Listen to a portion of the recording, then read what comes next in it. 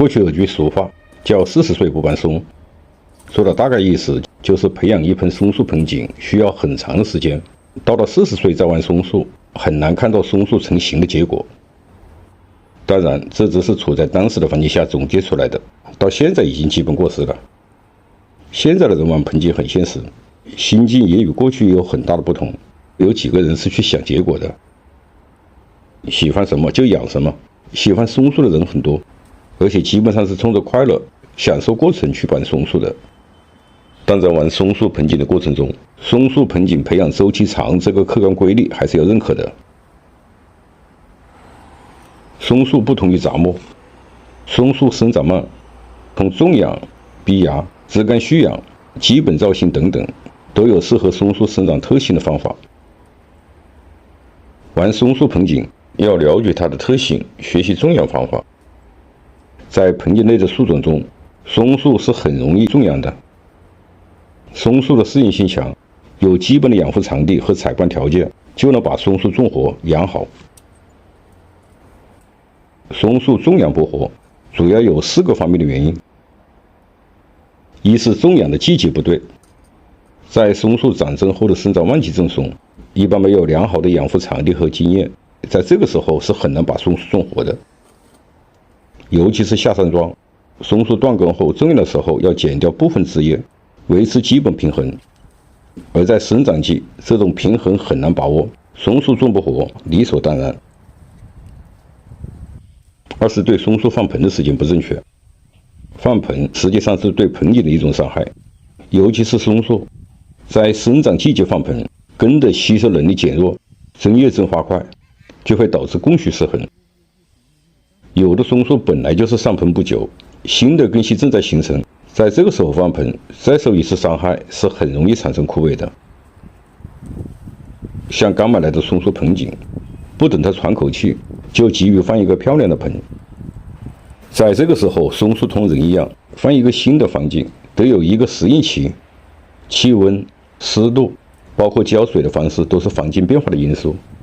要等根系适应了新的环境，才能逐渐恢复吸收功能。三是不择时机的进行造型加工。在前面讲了，松树不同于杂木，松树从种养到成活大致需要2年时间，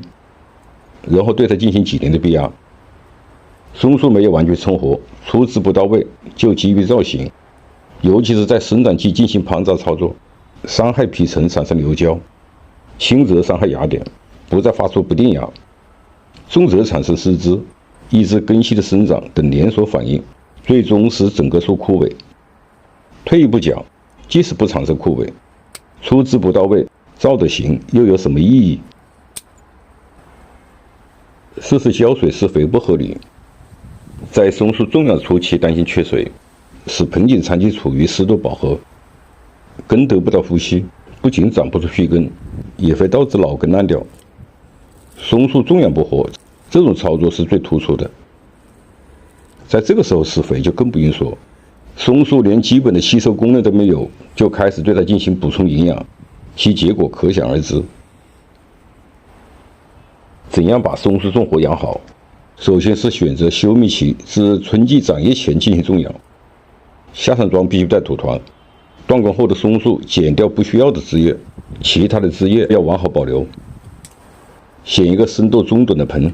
用半湿的粗沙和颗粒土种，把树段固定好，不要浇所谓的定根水，在春季保持这种半干的状态，很容易诱发新根。其他途径得到的松树最好也在春季种养。其次，已成活的盆景放盆，要到松树长针前完成，要依据松树的大小合理配盆，盆不是越深越好，要充分考虑它的透气性。第三，达到了松树基本造型的条件，在松树休葎期和长针前进行大的整形操作，其他小范围的修剪整形要在不伤害枝干的前提下，避开高温季节，依据松树生长的状况进行。树势比较弱的就不要动手，这个也包括逼压，松树生长不旺不进行逼压。第四，松树种养初期要控制浇水，盆土处于微湿状态，透气性好，松树生长的自身调节就会刺激根系的生长。所谓不干不浇，浇着浇透，就是指这个阶段。1至2年后，松树完全成活，你想怎么浇水就怎么浇，这就是松树盆景容易种眼的原因。我是山区农场，感谢您的收看，评论区再见。